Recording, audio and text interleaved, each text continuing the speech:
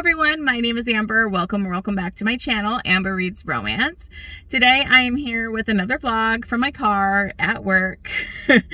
And I am actually vlogging this year. I'm trying to vlog more historical romance authors and new to me authors, and just more historical romance in general.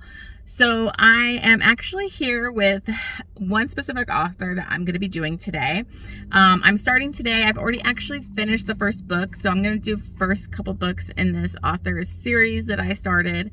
I might not be getting to the second one till like my next month's reading because of my TBR that I have to get to, so I'll probably be posting this a little bit later on, but I figured I would get this started and kind of go over at least that first book for you first.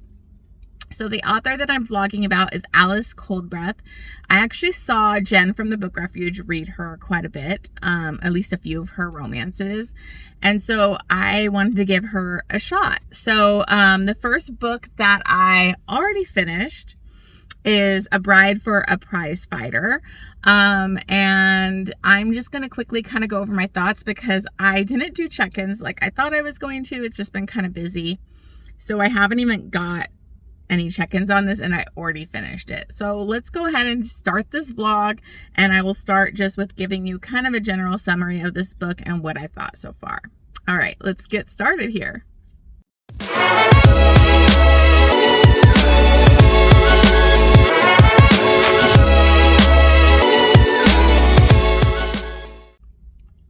Okay, so for A Bride for a Prizefighter, I actually was going to listen to this on AnyPlay. It is available there, but I actually found it on Audible Plus. So if you're interested, I think the first two books in the series are available on Audible Plus, which is amazing because I can even up my speed to 2.5. With AnyPlay, unfortunately, you can only go to 2 times speed, and sometimes I need a little faster. So anyways, this was my first book by this author, obviously, and I enjoyed the writing. It was very a slow start for me. I didn't really connect to the characters that much, and I did feel the romance was pretty lacking. In this book, we have Mina, and she is actually like, I think her father like ran a school. Her father was dying, and so at the beginning of this, her father passes away, and she was like thinking they had like a lot of debts and stuff, so she didn't really know what she was going to do. She was going to have to be like a governess or something like that. And she finds out that she had a brother she didn't know about, and so he shows up, and he kind of basically takes her with him. And she isn't really expecting what's going to happen to her, because on the way to his place, he stops by this inn, which is called the Merry Harlot.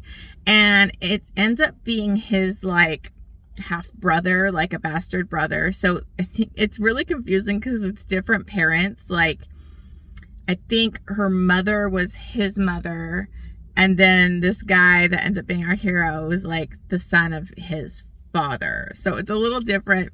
Sounds really like close related, but anyways, her brother ends up dropping off and kind of just forcing her into this marriage with William Nye. He is a prize fighter. He owns the Merry Harlot and runs that inn.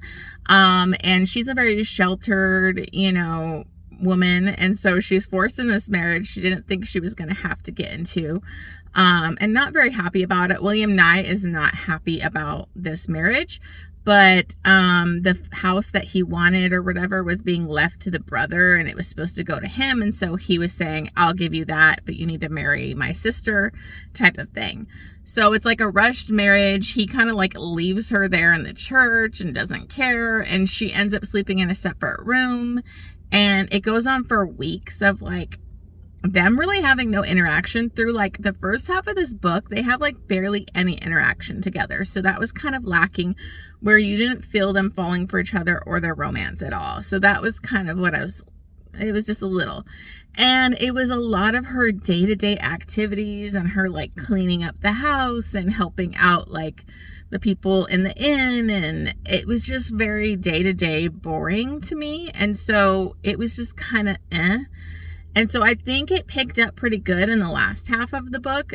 Once they finally get to spicy times, that was hot, but it felt kind of just sexual. There were some parts of William Nye that I really liked, but he was pretty cold and rude to her in the beginning. But you end up finding out, like, he thought that she was her, like, he didn't realize she was a sister of his, half brother. And he thought she was just like one of his previous mistresses. So, that's why he was not happy with the situation. But they end up having a really great sexual chemistry and all that kind of stuff. But it was just kind of bland. I was really bored. I was kind of checking out the last half of this book, even though it finally started picking up. The beginning was just so slow and monotonous in like day-to-day life, which some people really like. I do enjoy that in like the Outlander series because there's a lot more to their day-to-day life. So I was more interested. I did enjoy the writing. I thought it was really well done. I just didn't fully connect to these characters because they don't spend a lot of the book together. But yeah, so I don't know. I don't have a lot to say about this one because it's just very slow and kind of boring. And then once they get in a sexual relationship, he's very possessive and protective of her, and domineering and all of that. And then there's like a third act, like suspense element that got thrown in there that I was just kind of like whatever about. I've been kind of frustrated with historical romances that throw in that suspense element out of nowhere where it doesn't even really make sense. And it kind of just, it's like added for conflict. And I just didn't really love it. So I don't know. I was just this was pretty lackluster for me. But I am interested to see what the next one is. Because I think this first one isn't really the best and it gets better, at least from what I've seen. So I do want to keep going and give this author another chance. This book just didn't really fully work for me. So I'm probably going to go between a 3 and a 3.5 star on this, because it wasn't horrible writing. It just wasn't that good on the romance and like giving me what I want in a historical romance. But anyways, I got to get back to work, so I'm going to head back in, and I will be checking back with you way later, probably, once I finish the second book. All right, see you guys in a bit. Hey guys, so I'm actually back finally. I think it's been like a month since my last check-in on this vlog, but I wanted to get 2 books read and I just had way too much more on my TBR before I could get to Alice Coldbreath's next book. So I did actually start that today. I was cleaning the house, so I decided to put the audiobook on, and I'm listening to A Substitute Wife for the Prizefighter. And already I'm really enjoying this one a lot more than the first one, which I did hear that the first one wasn't as good. And I definitely think if you are interested in giving this a shot, I would read this one and just skip the first one because they're not even really connected. And I was just assuming the world was connected. I always have to read series in order. So I read the first one, even though I knew it wasn't like the best. So if you're interested and you don't really sound like you want to read the first book, jump into this one because I'm really enjoying it. So actually this is available right now, at least on Audible Plus, and I do think it is also on AnyPlay. But I'm listening to an Audible Plus, which is really nice. I really like the narration, so it's definitely a great audiobook. But in this one, we have a different setup going on. We have Lizzie, and she was an orphan, so she was living with her aunt and uncle. And she's kind of a spinster and kind of does charitable works and all that kind of stuff. But her cousin is also named, like they have like the same name. They go by different. Like, she goes by Lizzie, she goes by, I think they're both Elizabeth, if I'm remembering correctly. Sorry. I think they both are, but they go, like, off of different names. But anyways, that comes into play later, so that's why I'm bringing that up. I know you're, whatever. But her cousin is engaged to Benedict, I believe his name is. I'm sorry, I'm all over the place. She's engaged to him, and he was an ex-prize fighter. He did go to, like, prison or their type of prison for, like, a little bit. I think it was just for, like, public fighting or something. That wasn't, like, him actually doing, like, a boxing fight. And he kind of looks is irritated by Lizzie. He thinks she looks down on him and is kind of like snobby towards him. That is not really the case, but she, is more, about society norms and different things like that, and being a gentleman and all that kind of stuff. So her cousin is engaged to him. They are betrothed. And one night they're doing this dinner, and she witnesses, I think it was like the priest, or I don't remember, but of what he was, but he ended up stealing something.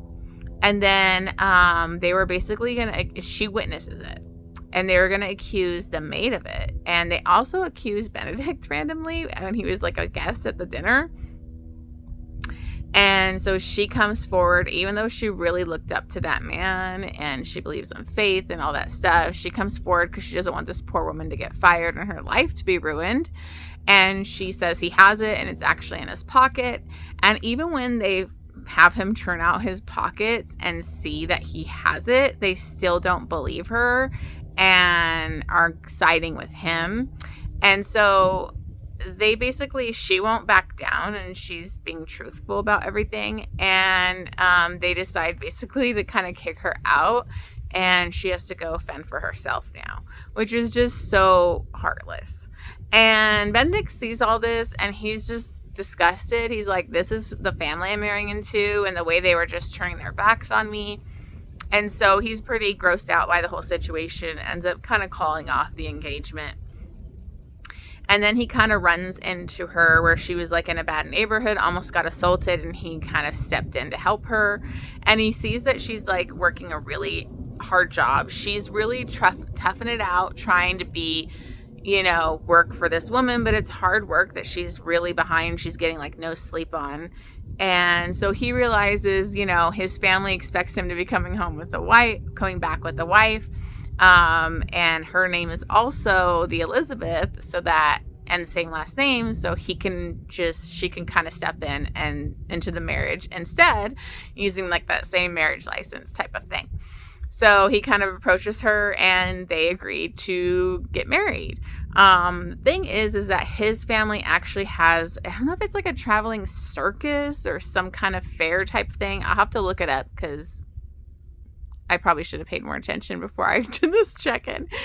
But he basically does, his brothers run like this fighting one that they do. And so he ends up getting like this small kind of like carriage that has a bed in the back type of thing that they're going to live out of. And so she had no idea that this is what they were going to do. I don't imagine her stuck-up bitchy cousin would have been okay with this lifestyle, because that's where they're going to live out of that. And he's going to be doing the boxing kind of thing at this circus type thing. And she kind of has to try and find her place, figure out where she belongs in this. He's kind of saying more to her, and he's like attracted to her. She always considered herself to be really plain and that nobody would really be into her, and so she kind of doesn't believe it when he actually like kisses her. And then eventually one night when they're going back, he's like, yeah, I want to like get to know you. And she's like, you mean get to know me, like carnally, like and he's like, yeah, like I'm attracted to you. And she just can't believe it. So anyways, there's some craziness going on. I'm really enjoying like the circus aspect of like his crazy grandma that's like telling fake fortune telling, and she was trying to make her do that, and he's like, yeah, you're too honest, you wouldn't be able to do that. But she does get an attraction to him. She sees him like boxing, like he'll box his brothers a little bit, but then they call people out from like the audience to try and box him. And so he was doing that. And I love this one scene because she was watching, even though it wasn't like she wasn't supposed to be in there, but he just didn't expect her. And then like she was really like appreciating his form. And then this one person, the ticket person, was like trying to kick her out because she didn't buy anything. And she's like, well, that's my husband. And she was going to kick her out. And he like comes to her rescue and is like, don't threaten my wife. this is my wife, blah, blah, blah. So I loved it.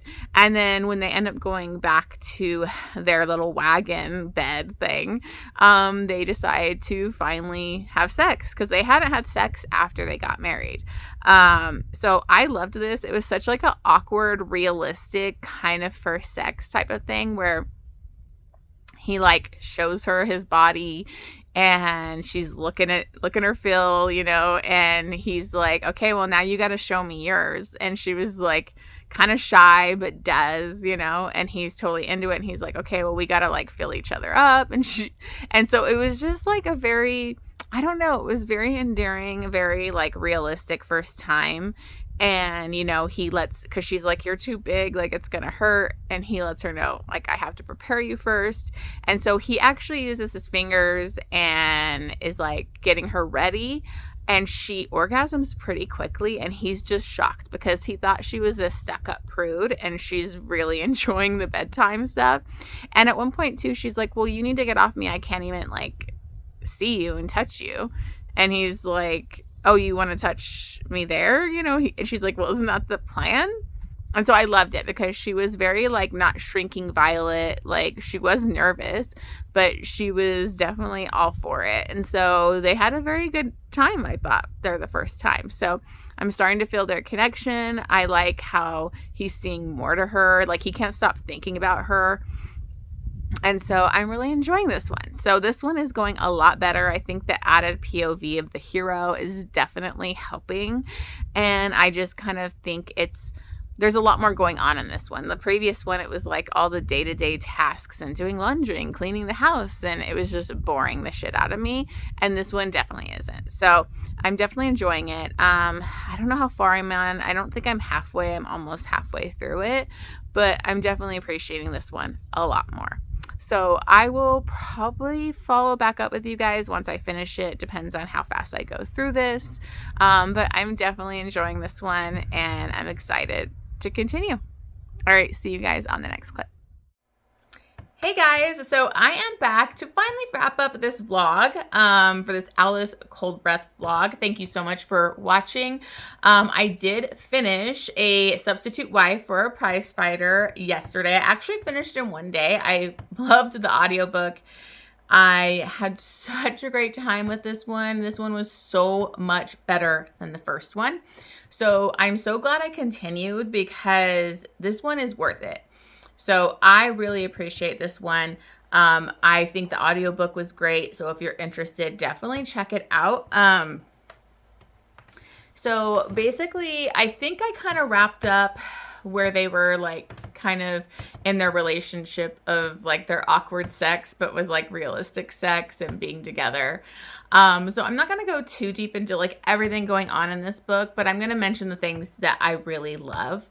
So what I loved about this was that, Benedict didn't really like her, in the beginning. She views herself as plain. She's always felt like a spinster, the plain one, and just kind of settled for what she was going to have out of life. And he didn't really see her that way, like see her in a sexy way, or like he didn't look at her like that in the beginning because he didn't like her. He thought that she was kind of snooty, kind of looking down on him. So he didn't really like her, in the beginning. But watching her stick up for like what was right, going to that reverend or whatever he was, calling him out, sticking by it and doing what was right for like that housekeeper and like just what's right, it really grabbed his attention and it made him look at this family and who he was getting involved with and be like, see ya, that's not what I want. Benedict has come from a pretty hard background. He was in prison for a couple years. You learn that like he got sent to, I think it was like a working house kind of thing. And, so he wasn't really raised by his family. He has not a great relationship with his brothers. It's kind of standoffish, they view him as like trying to move on from their like traveling, fair, their boxing stuff. Because he was actually like a prize fighter. He was going to go far, but he acted badly and kind of kind of shoved it in the face of the person that was trying to help him. And so, you know, he's kind of grown from this and like learned. But he's actually like a good fighter where he could do that for a living instead of just this like traveling thing. So like he's really come from a lot. He's very gruff. He's very kind of broody, but he is such a soft center when it comes to Lizzie. Like he really sees her and finds her attractive. Like she came in not knowing she was going to be living in like a freaking cart, like with one bed with this crazy family, his like mean grandmother, like all this stuff. She gets kind of just thrown in there and like, you need to find your place. What I loved about him was like the grandma would show up and was like trying to make her do fortune telling. And he was like, you don't need to do that. Like he wasn't forcing her to find a place, but he went out of his way to like find something that would fit her better. And she ends up like kind of working at the theater and kind of like being the protection for the girls and keeping guys away from them. And, you know, she really enjoyed it. And so like he went out of his way to find a good place for her. But he was so like, I loved him so much because once he sees who she really is and he can't stop thinking about her, he's very attracted to her. He like won't let anything come between them. Like there's a point where this Daphne chick that's like the one that was like selling the tickets and tried to kick her out. She's later trying to get like cause drama between them, and he is like shuts it down immediately, tells her like, I'm not listening to you. Like I'm not listening to you, grandma. I trust my wife. I trust my wife before I trust any of you. So you can just shut up.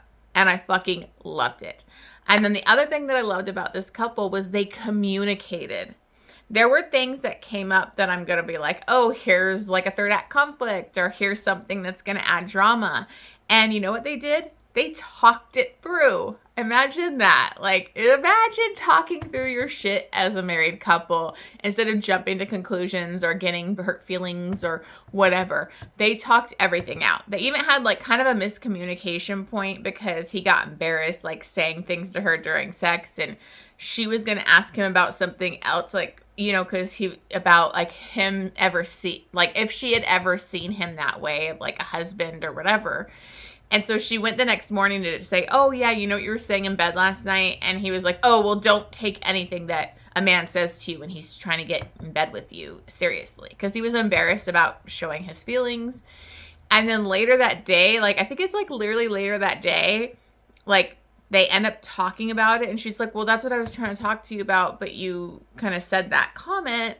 I was trying to let you know I had never considered you that way. You know, but now I see you, and I, you know, wish I would have, because you're so much more. And then he's like, oh my God, if I would have just let you talk instead of doing that, like my day would have been so much better, because he was feeling so bad about it. So I just love it. I love these moments of just honesty. This just felt so relatable, so real. Their romance was very sweet. They were good partners together. Like, I just loved it. I mean, there's like some third act stuff going on, but it's not about them. It's kind of revolving around her family coming into the picture, needing help with that reverend who stole money and all this stuff, you know, which she was right. And he doesn't want her family coming into the picture and using her when they freaking threw her aside.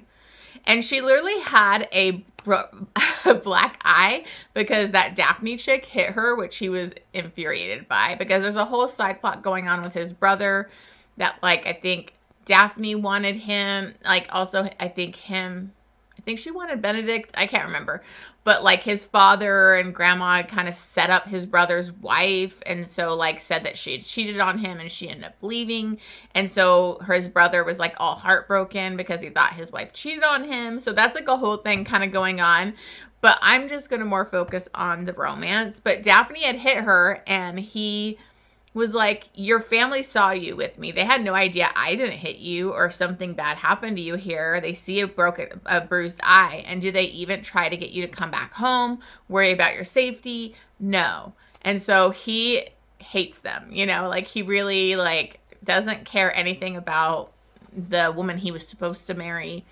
He was like, that was just kind of like a bad timing type of thing. But he like really loves her.